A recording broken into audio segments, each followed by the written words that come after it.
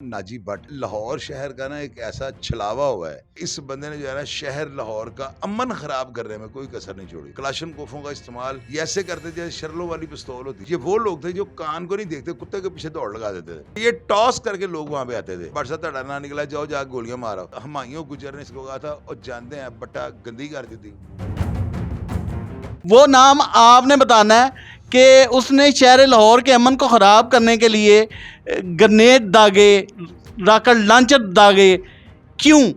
भट्ट साहब ये जो करैक्टर था ना नाजी भट्ट, ये लाहौर शहर का ना एक ऐसा छलावा हुआ है, इसमें कोई डाउट नहीं है कि ये बंदे इस तरह से मारता था जैसे गाजर मूली काटते हैं। इस बंदे ने जो अगर जो भोला सनियारा जो था ना जमरोद के अंदर, जो आपको पिछले प्रोग्राम में मैंने बताया था कि उसने वहाँ पे इलाका गैर में रिहाइश रखी थी, ये भी उसके पास ही रहता था। और ये खालिद चिट्टे का दस्ते राज था और खालिद चिट्टे को इससे अपनी क्लाशन को भी दी थी इस्तेमाल के लिए। और खालिद चिट्टे ने इसके लिए बंदे भी मारे हुए थे। सलीम चिट्टा नामी बंदा था, उसको सना गुजर ने और इसने ना खालिद चिट्टे ने मारा था, चूँकि उस लड़के ने भरे बाजार में ना नाजी भट्ट का नाला तोड़ा था। और ये जो लड़ाई थी ना, एक अनवर कुज्जी के क्या नाम था उसका, वो कमसई के जुए के अंदर जो है ना मुफ्तबर था, लोगों को सूद में पैसे देता था, उसके किसी दाव का रफड़ था। और ये जुआ जो था ना, रशीद नामी एक सब इंस्पेक्टर था, वो ताहिर रशीद उसका नाम था पूरा ना, और उसके वालिद का नाम था रशीद शीदा, उसका जुआ होता था। और ये सब इंस्पेक्टर लोअर माल जो है ना वहाँ पे ये लगा हुआ था और ये बड़ा इसका असर रसूख था। इसके जुए के ऊपर रफड़ पड़ा था और नाजी भट्ट को जो है ना ताहिर रशीद ने या उसके बाप ने थप्पड़ मारा था।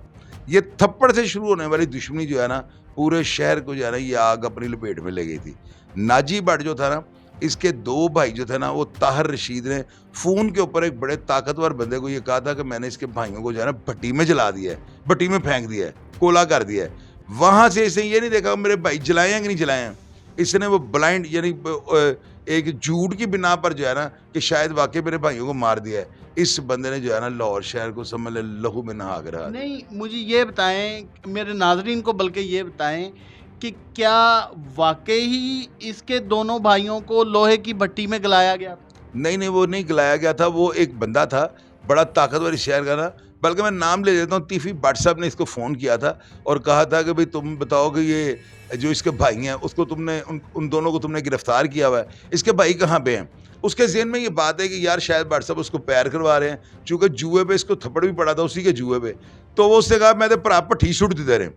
आप यकीन करें कि इतिहास इस चीज़ की गवाही देता है कि इसका वो भाई जो था ना, जिसके ऊपर ये यानी जिसके बारे में कहा जाता भट्टी में फेंक दिया है, वो 5-6 महीने वो नॉर्मल था, वो 6 या 7 महीने के बाद खुद ब खुद जो है ना इलाके में बरामद हो गया था, वो कहीं गायब हो गया हुआ था। और इसने जो है ना नाजी भट्ट ने ये समझा कि वाकई मेरे भाई को भट्टी में जला दिया हुआ है। और उसने फिर वहाँ पर रॉकेट लॉन्चर जो थे ना इसके घर में फेंके थे शादबाग।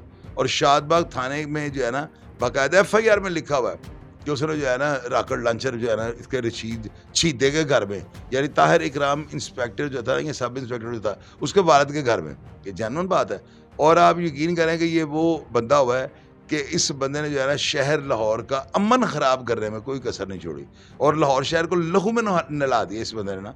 इसके साथ खालिद चिट्टा मिल गया हुआ था और ये भोले सनियारे के गैंग के सबसे ताकतवर जो कारकुन थे, क्लाशन कोफों का इस्तेमाल ये ऐसे करते थे जैसे शर्लों वाली पिस्तौल होती है, ये राइफल होती है। नाजी भट्ट बंदों में बंदे मारता जा रहा था। आपको बताया रॉकेट लॉन्चर नहीं चलाया उसने, छोटा जुर्म है, बहुत बड़ा जुर्म। का ये को हवाई फायरिंग थोड़ी है, घर में खड़े होकर रॉकेट लॉन्चर चला लें।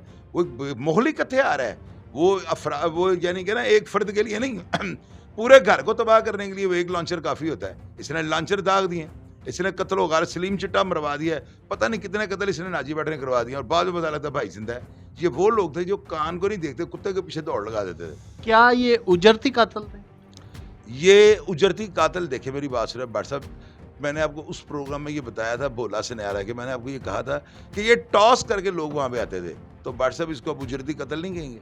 आप टास करके मैं हुआ भट्ट साहब तड़ा ना निकला, जाओ जाके गोलियां मारो, तो ये उजरती कत्ल नहीं हुआ।